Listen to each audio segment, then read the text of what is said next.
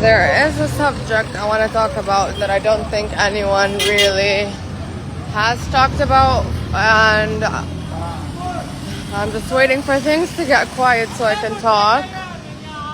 So basically, I studied psychology, so to understand how, like, for example, in narcissistic relationships, how the intense rush of emotions that come with the love and frustration and feeling upset, feeling disappointed, feeling hope, feeling desperate, all those things like anticipate into giving you like a life of somewhat of a roller coaster, feeling that roller coaster of adrenaline, especially in a time where you're feeling so numb. I'm not talking about narcissistic relationship, but I'm talking about actually the help aid.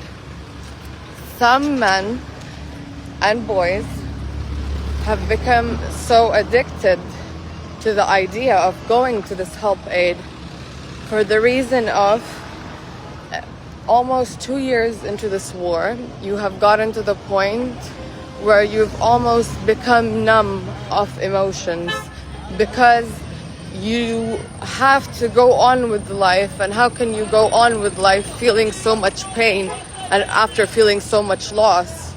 So you almost like get into a switch where you turn off your emotions.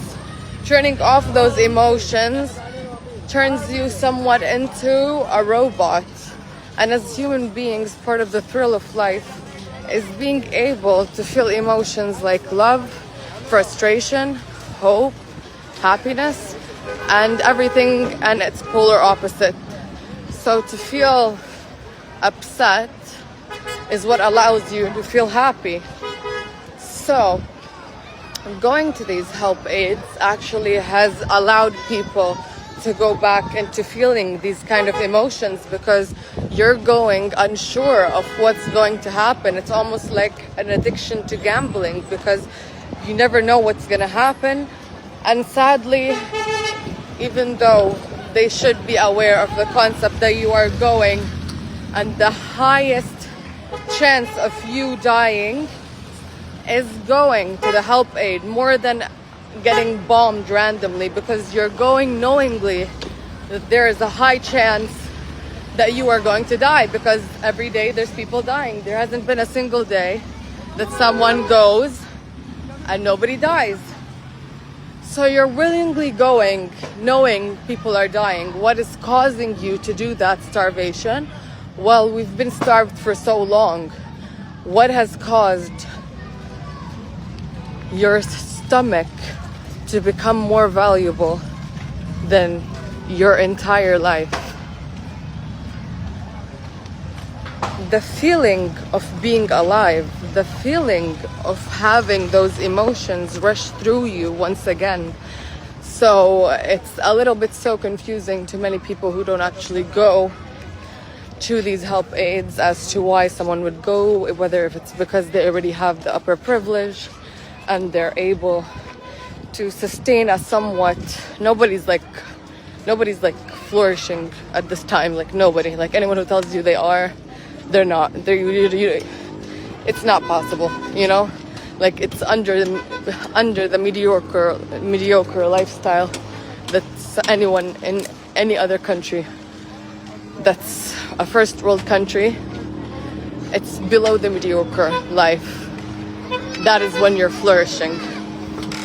So it's just that high intense of emotions. Like I'm going, I don't know whether I'm gonna be able to get this bag of flour.